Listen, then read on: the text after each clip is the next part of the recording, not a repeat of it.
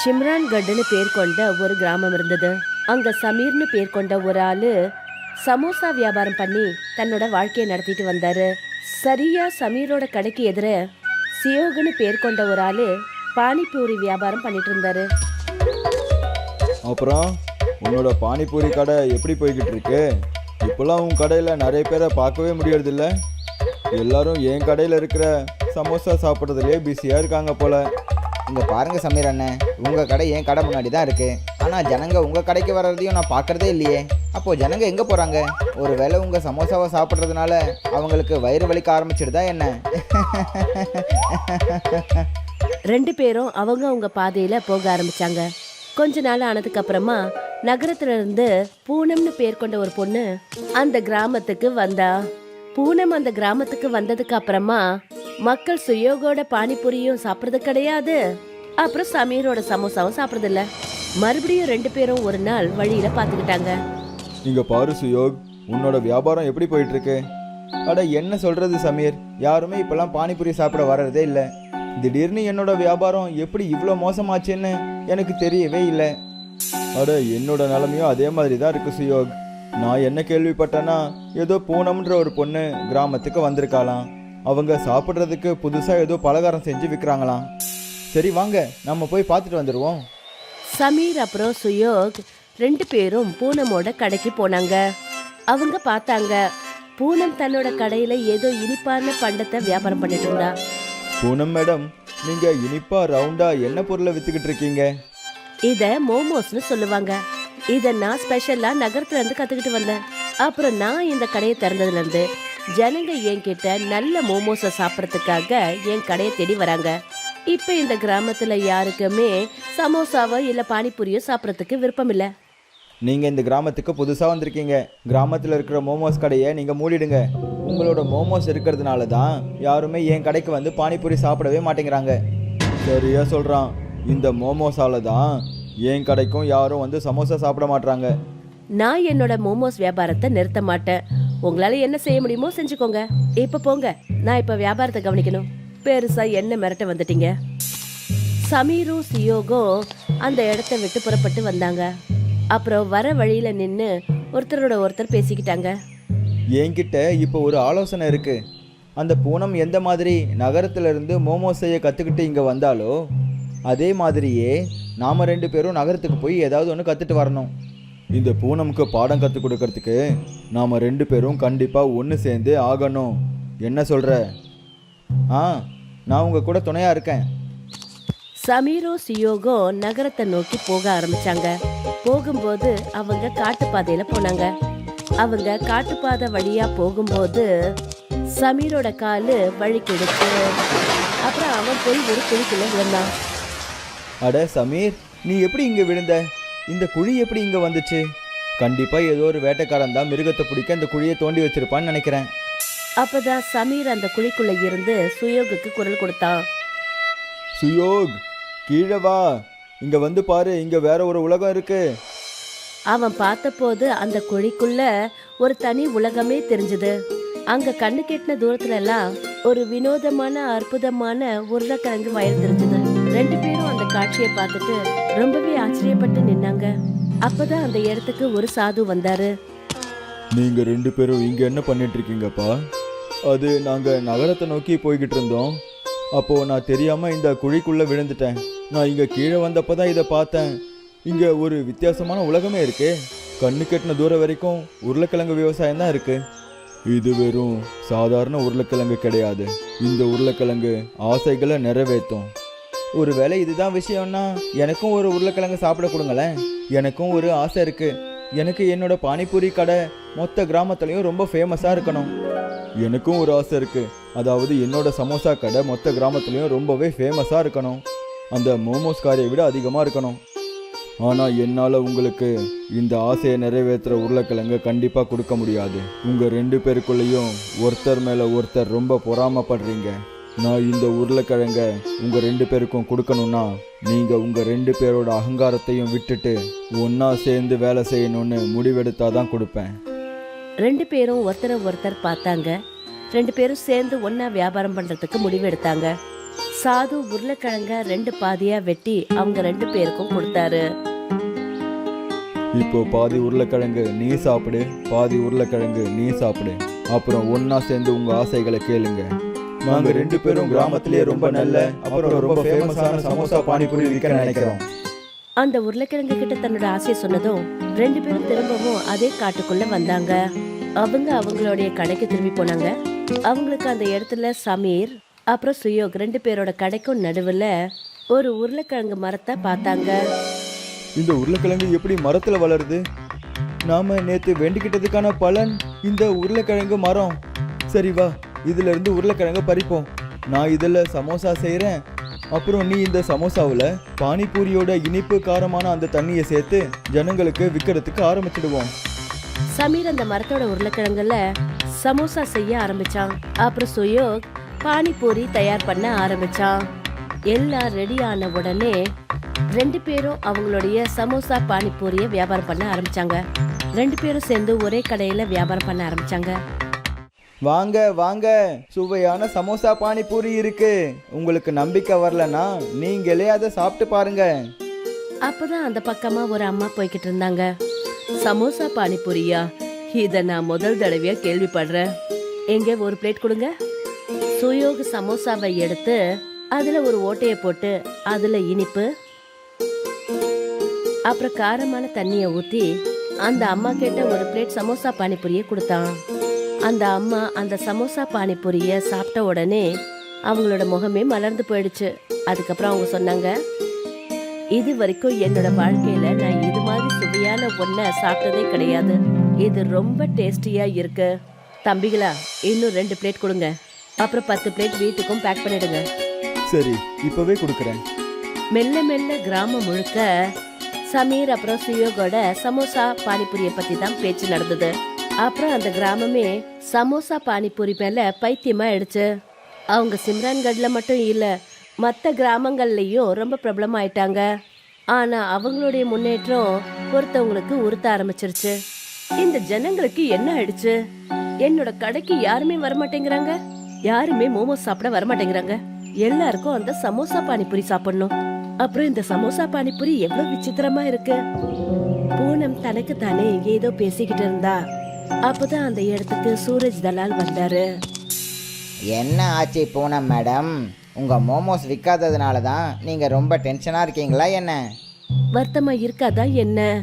அவ்வளோ கஷ்டப்பட்டு நான் நகரத்துக்கு போய் மோமோஸ் எப்படி செய்யறதுன்னு கத்துக்கிட்டு வந்தேன்.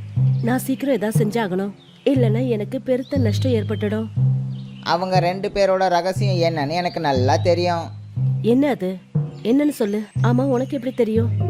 எல்லாத்தையும் சொல்றேன், தைரியமா இருங்க. நான் உங்களுக்கு உதவியும் பண்றேன். ஆனா நீங்க நான் கேட்குற பணத்தை கொடுத்தாகணும். சரிப்பா, கொடுத்து ஒழிக்கிறேன். சூரஜ் பூனம் கேட்ட அந்த உருளைக்கிழங்கு மரத்தை பத்தி சொன்னாரு.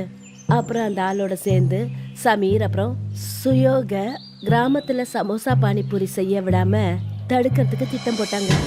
ராத்திரி ஆயிடுச்சு.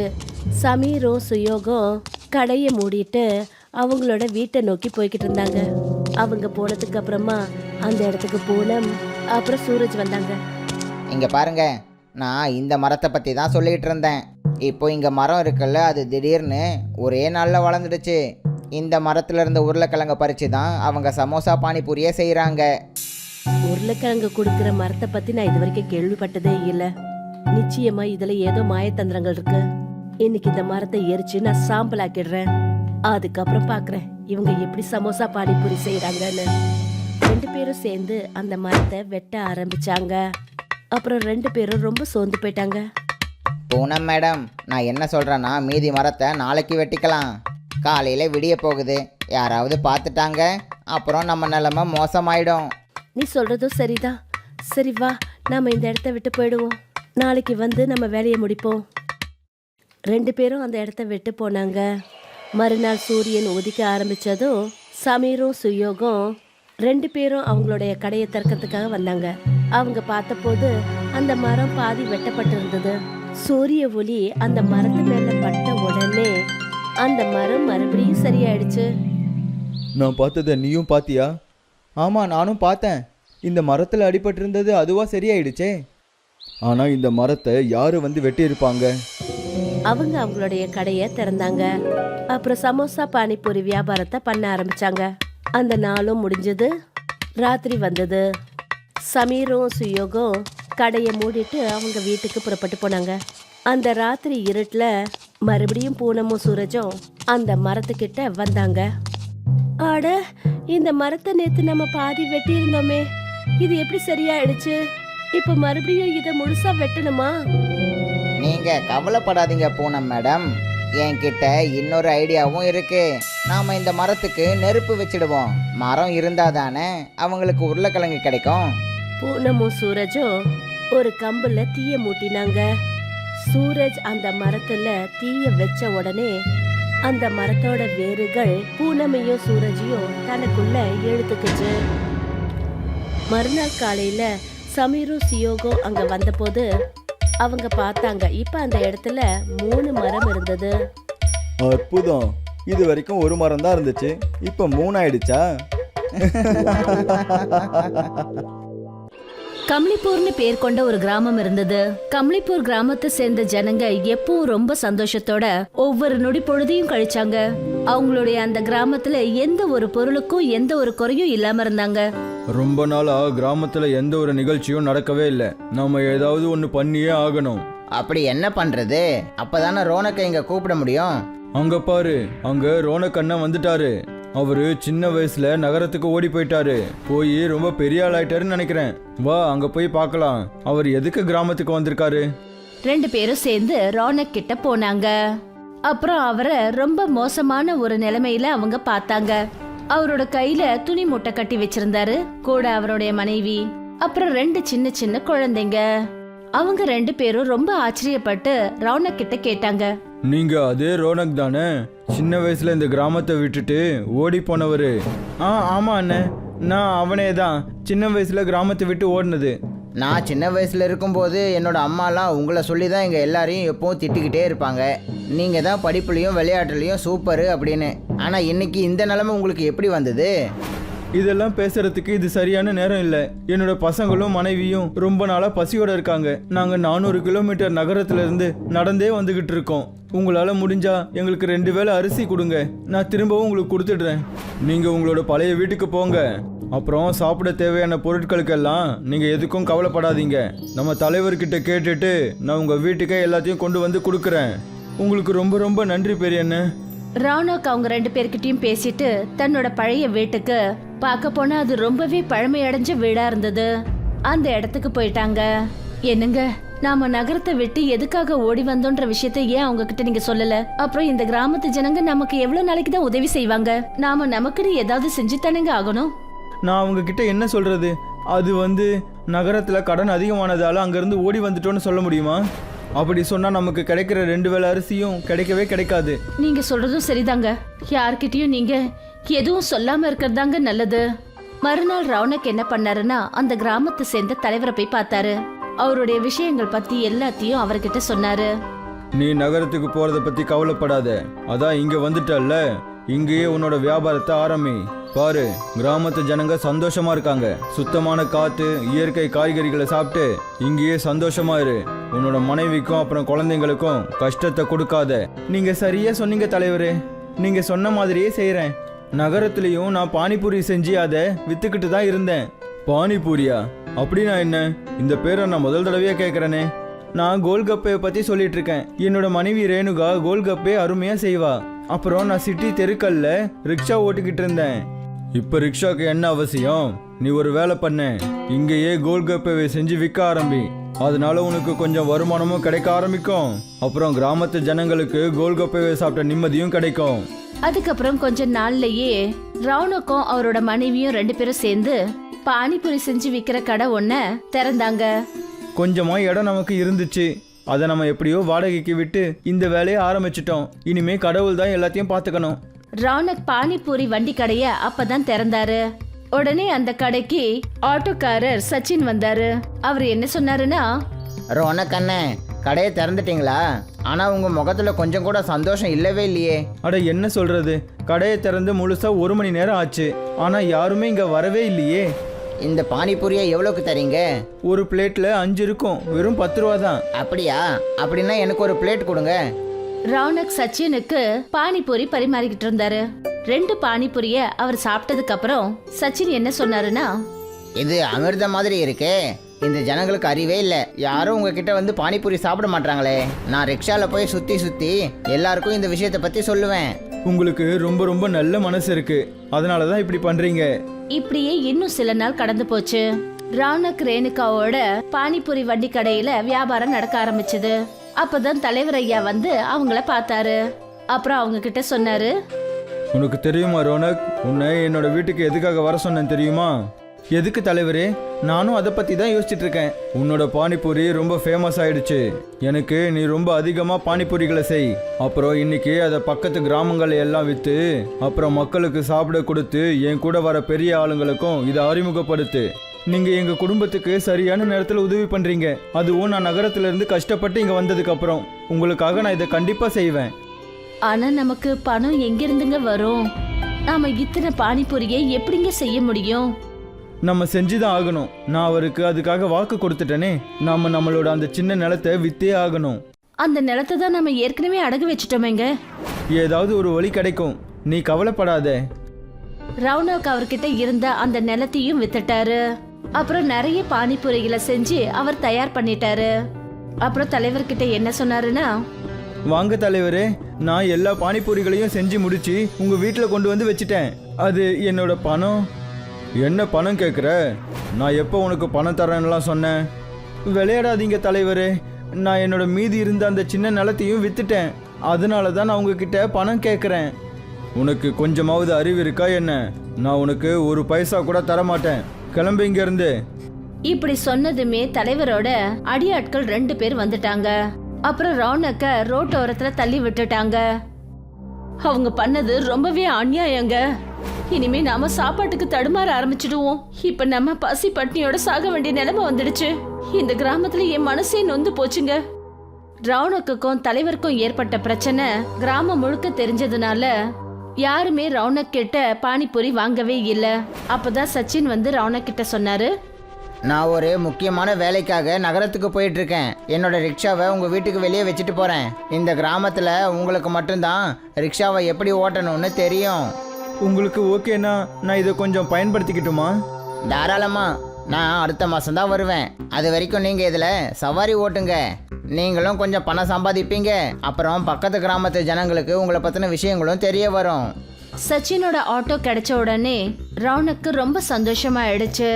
அப்ப ரேணுகா அவருக்கு ஒரு யோசனை சொன்னா, என்னங்க, நாம இந்த ஆட்டோவில் பானிபூரியை எடுத்துட்டு போய் கிராமமா வியாபாரம் பண்ணலாங்க. நமக்கு அதனால நிறைய லாபம் கிடைக்கும். நானும் இதை தான் யோசிச்சுட்டு இருக்கேன்.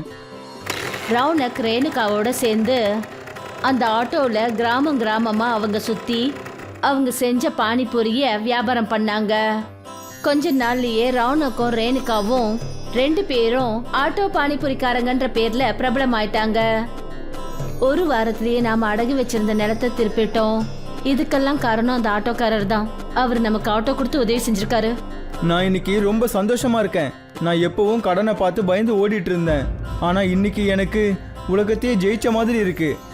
அதுக்குள்ள சச்சின் அந்த இடத்துக்கு ஒரு புது ஆட்டோ வாங்கிக்கிட்டு வந்துட்டாரு. அப்பதான் ரௌனக் என்ன சொன்னாருன்னா, அட சூப்பர் அண்ணன், புது ரிக்ஷா. இது எதுக்காக? என்னோட பழைய ரிக்ஷாவை நான் விற்கிறதுக்காக யோசிச்சுட்டு இருக்கேன். நான் இப்போ கிராமத்து ஜனங்களை கிராமங்களை விடுறதுக்கு பதிலாக கிராமத்து ஜனங்களை நகரத்துக்கு கூட்டிகிட்டு போகலான்னு யோசிச்சுட்டு இருந்தேன்.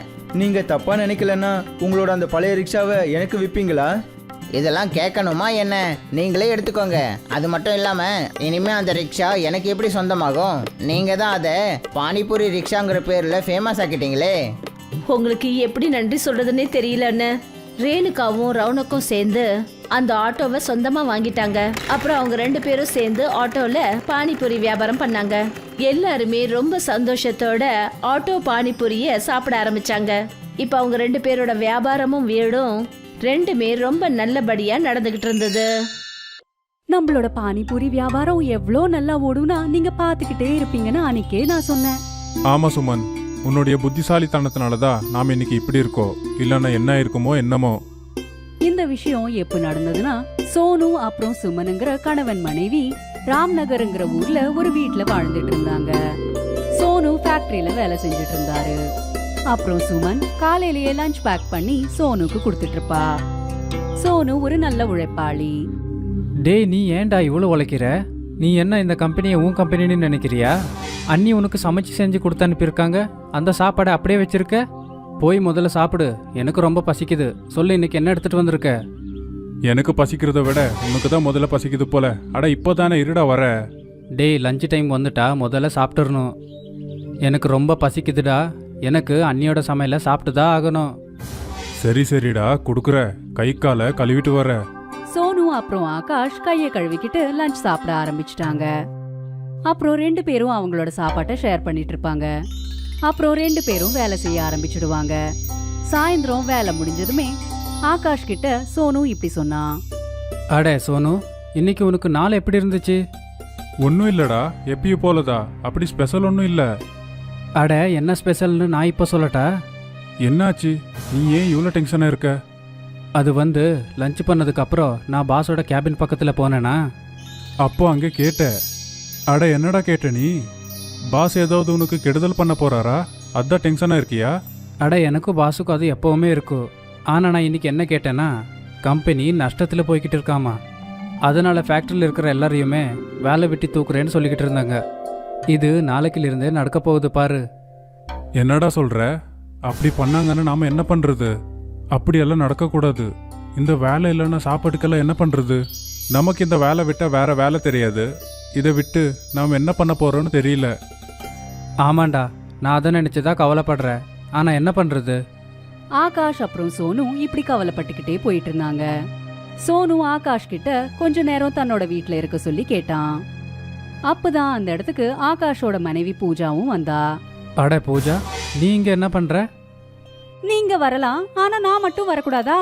சுமன் அண்ணி தான் கூப்பிட்டாங்க. அவங்க பானிபூரி செஞ்சிட்டு இருக்கேன், சாப்பிடவான்னு சொன்னாங்க.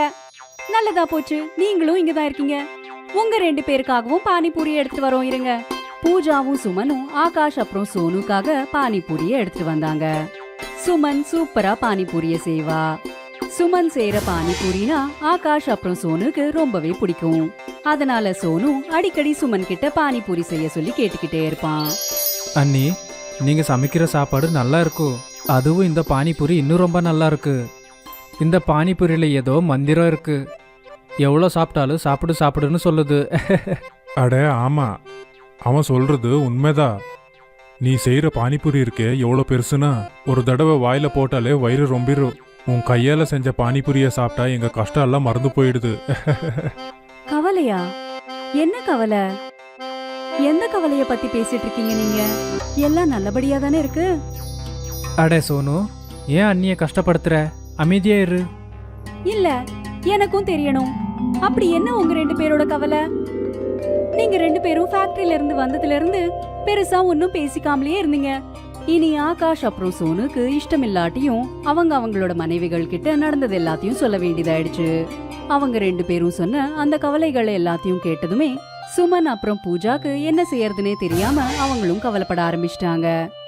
சில நாட்களுக்கு அப்புறம் அவங்க வேலை செஞ்சுட்டு இருக்கிற ஃபேக்டரி க்ளோஸ் ஆயிடுச்சு. இப்போ நாம என்ன செய்யறது? உங்களோட வேலையும் போயிடுச்சு. கொஞ்சம் கொஞ்சமா சாப்பாடு பொருளும் கம்மி ஆயிட்டு இருக்கு. ஆ, வேலை தேடிக்கிட்டு தான் இருக்க.